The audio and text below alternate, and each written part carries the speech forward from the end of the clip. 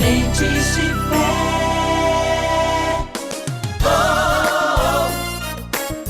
Pastor Oídes José do Carmo. Olá, meus amados, que a graça e a paz do Senhor esteja com você, com a sua família. Quero ler a palavra de Deus no Evangelho de Mateus, capítulo 4, o versículo 10.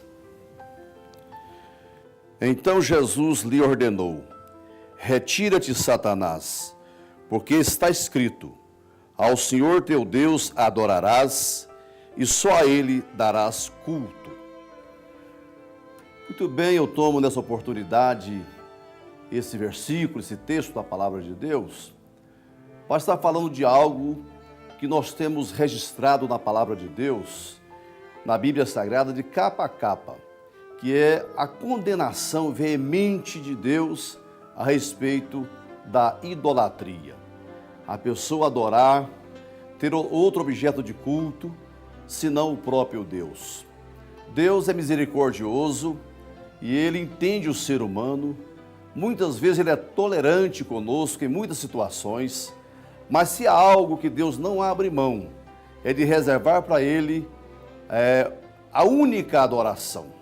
Não há outro ser neste mundo, não há outra pessoa, não há um santo, objeto, poder, glória, fama e dinheiro que possamos cultuar, senão unicamente ao Deus que criou céus e terra, aquele que deu a vida por nós no Calvário para nos salvar. Só Ele deve ser adorado. Nós tivemos nessa semana um feriado religioso, e há muitos outros feriados religiosos no mundo, no Brasil em especial. Um princípio que nós temos norteado a vida toda é o respeito à religião de uma outra pessoa. É o respeito ao direito das pessoas pensarem, a sua própria consciência e se expressarem conforme é o correto. Eu acho que nós não podemos abrir mão de respeitar a fé e a religião de uma outra pessoa. Porém, há algumas verdades na palavra de Deus que nós precisamos esclarecer para iluminar a mente das pessoas, para que no amanhã alguém não possa estar incorrendo em grave erro diante de Deus. Nós temos por objetivo pregar a palavra de Deus tal como ela é e está exarada nos escritos sagrados. A Bíblia diz: fugir da idolatria. Há muitos pecados que a Bíblia manda enfrentar. Resistir o diabo, por exemplo, e ele fugirá de vós. Mas a respeito da idolatria, manda fugir, porque é algo, parece que inerente ao ser humano. Parece que o homem já nasce propenso a ter uma religiosidade distorcida daquela realidade que a Bíblia nos ensina. Lá no passado, quando Deus instituiu os 10 mandamentos, um dos 10 mandamentos caminha exatamente nessa direção. Quando Deus diz lá: não terás outros deuses diante de mim, não fará para ti imagem de escultura, nem te curvarás diante delas, eu sou o Senhor. Ali, Deus já estabelece um princípio, que somente Ele é Deus, somente Ele pode ser cultuado, adorado durante toda a nossa vida. Nós temos a tendência do ser humano em diversificar a sua crença, a sua fé.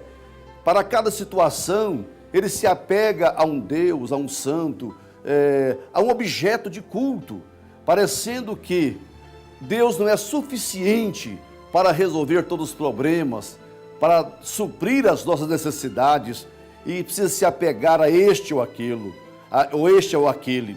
Quando o povo de Deus saiu do Egito, que era uma terra completamente idólatra, o povo de Deus viveu 400 convivendo com os ídolos, com os deuses do Egito, e Deus os tirou de lá exatamente para ser o único Deus de Israel.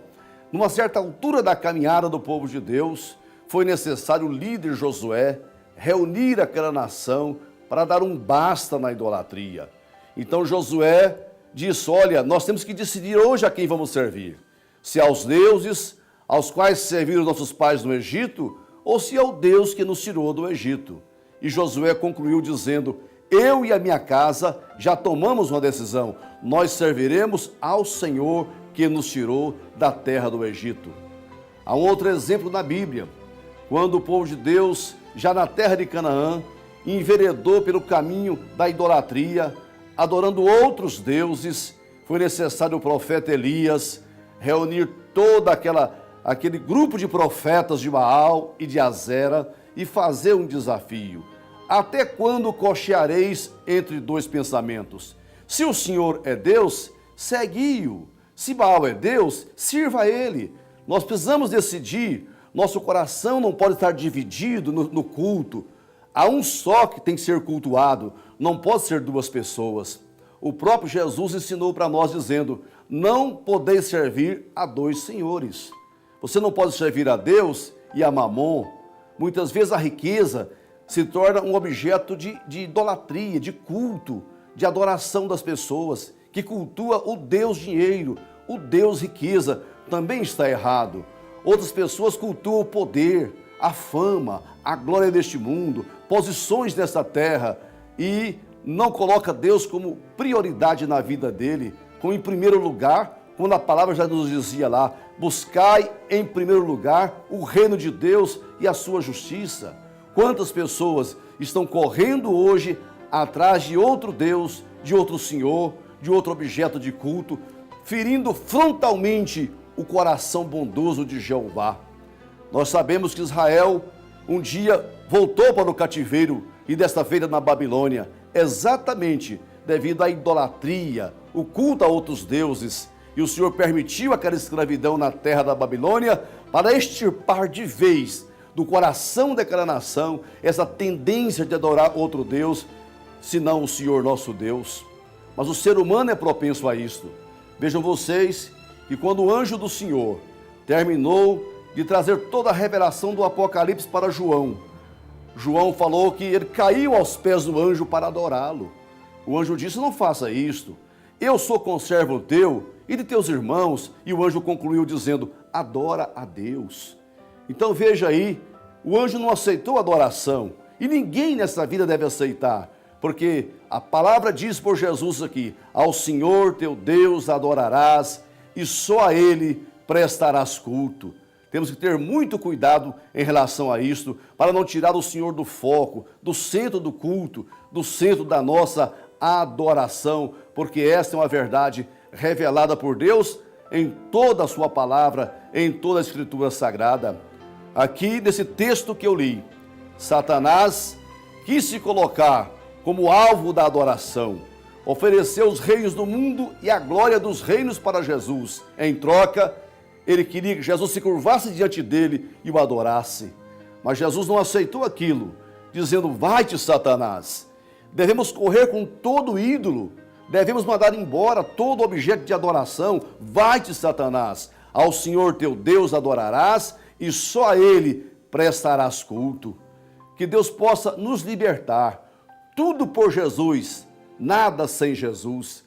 Que possamos continuar firme, sabendo que há um único Deus verdadeiro. Paulo falou que o ídolo nada é neste mundo. Aliás, a palavra ídolo originalmente significa coisa nenhuma. O ídolo não é nada, é uma criação da mente humana. Precisamos saber que só Deus é o Senhor e só Ele pode ser cultuado. Você que está me assistindo aí, se você tem outro objeto de culto na sua casa ou da sua própria vida, abra mão disso.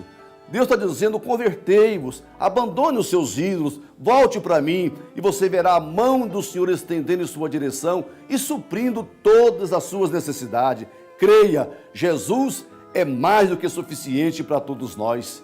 Que o Senhor nos abençoe, ilumine a nossa mente, para que possamos ser a pátria onde Jesus é o Senhor dessa nação. Que Deus nos abençoe em Cristo Jesus.